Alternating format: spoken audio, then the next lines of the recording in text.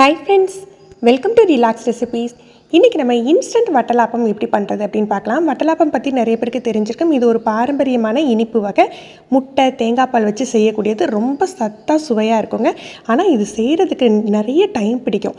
இன்றைக்கி நம்ம பண்ண போகிற மெத்தடில் இன்ஸ்டன்ட் மெத்தடில் ரொம்ப உங்களுக்கு சீக்கிரமாக பண்ணிடலாம். அதே சமயம் டேஸ்ட்டில் எந்த வித டிஃப்ரெண்ட்டும் இருக்காது. அரை முறி அளவுக்கு தேங்காய் எடுத்திருக்கேன். இதை ஸ்லைஸ் பண்ணி எடுத்திருக்கேன். இதை முதல்ல தண்ணி விடாமல் அரைச்சி எடுத்துக்கலாம்.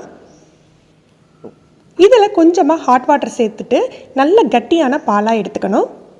நம்ம வழக்கமான அந்த ட்ரெடிஷ்னல் மெத்தடுக்கு கொஞ்சம் கூட தண்ணி சேர்க்காமல் எடுப்போம். முட்டையும் அதிக அளவில் சேர்ப்போம். இதுக்கு 2 முட்டை தான் நான் எடுத்திருக்கேன். 1 கப் அளவுக்கு தேங்காய் பால் இருந்தது. அதுக்கு 2 முட்டை அளவுக்கு போதும். பெரிய முட்டையாக இருந்ததுனால 2, சின்னதாக இருந்தால் 3 முட்டை எடுத்துக்கோங்க. இதில் ஒரு 3 டேபிள் ஸ்பூன் அளவுக்கு சீனி சேர்த்துக்கிறேன். இனிப்புக்கு தகுந்தாப்பில் நீங்கள் சீனி சேர்த்துக்கோங்க. ஒரு 1/4 டீஸ்பூனுக்கும் கொஞ்சம் கம்மியாக ஒரு சிட்டிகை போல் உப்பு சேர்த்துக்கலாம்.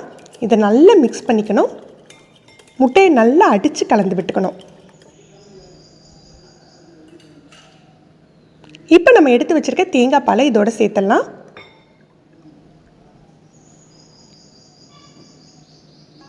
இதில் 2 டேபிள் ஸ்பூன் அளவுக்கு மைதா சேர்த்துக்க போகிறோம். மைதா சேர்த்துக்கிறதுனால அந்த டேஸ்ட் மாறிடுமா, ஸ்மெல் மாறிடுமா, ஒன்றுமே ஆகாதுங்க.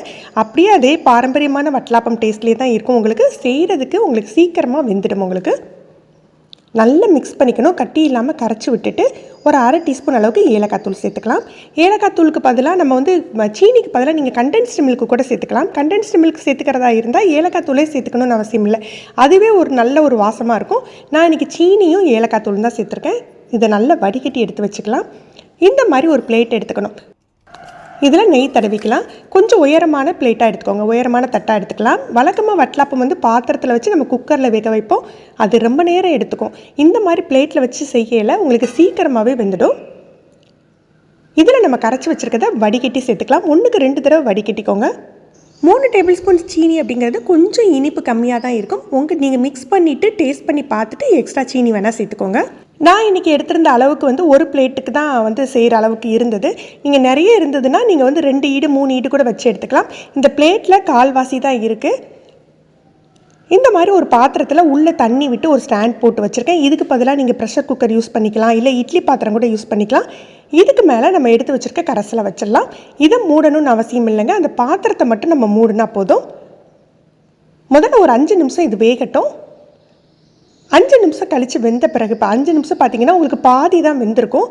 இந்த சமயத்தில் நான் நெய்யில் பொரித்த முந்திரி பருப்பும் காஞ்ச திராட்சையும் சேர்த்துக்கிறேன். நட்ஸ் எல்லாம் நம்மளுடைய விருப்பம் தான்.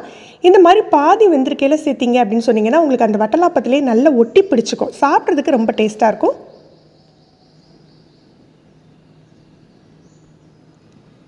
வேணுங்கிற அளவு போட்டுட்டு லைட்டாக ப்ரெஸ் பண்ணி விட்டுக்கோங்க.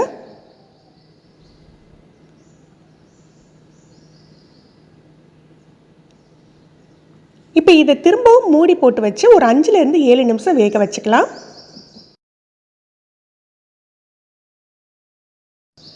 மொத்தத்தில் நான் ஒரு 12 நிமிஷம் தான் வேக வச்சுருக்கேன். பாருங்கள் நல்லா வெந்துட்டு நம்ம 1/4 தான் அந்த பிளேட்டுக்கு வச்சுருந்தோம். எந்த அளவுக்கு பொங்கி வந்திருக்கு பாருங்கள். இந்த மாதிரி குத்தி பார்த்தீங்கன்னா உங்களுக்கு ஒட்டாமல் வரும்.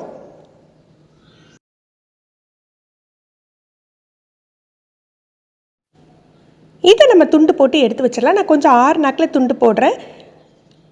நீங்கள் நிறைய அளவு செய்யணும் அப்படின்னா இந்த மாதிரி 2-3 ஈடாக வச்சு எடுத்துக்கலாம். இது எடுக்கிறதுக்கும் சுலபமாக இருக்கும், பரிமாறுறதுக்கும் ஈஸியாக இருக்கும். உங்களுக்கு டேஸ்ட்டும் அதே டேஸ்ட்டில் அப்படியே இருக்குங்க. எந்த ஒரு டிஃப்ரெண்ட்டும் உங்களுக்கு தெரியாது. நீங்களும் இந்த வட்டலாப்பம் ரெசிபி ட்ரை பண்ணி பாருங்கள். ரொம்ப ஈஸியான மெத்தடாக தான் இருக்கும். இந்த வீடியோ உங்களுக்கு பிடிச்சிருந்ததுன்னா லைக் பண்ணி ஷேர் பண்ணுங்கள். நீங்கள் நம்ம சேனலுக்கு புதுசு ஃபஸ்ட் டைம் ரிலாக்ஸ் ரெசிபிஸ் பார்க்குறீங்கன்னா சப்ஸ்கிரைப் பண்ணிக்கோங்க. கீழே இருக்க பெல் பட்டனில் நீங்கள் ஆளுங்கிற ஆப்ஷனை செலக்ட் பண்ணி வச்சுக்கிட்டிங்கன்னா நம்ம சேனலில் வீடியோக்கள் போட்ட உடனே உங்களுக்கு நோட்டிஃபிகேஷன் கிடைக்கும். தேங்க்யூ.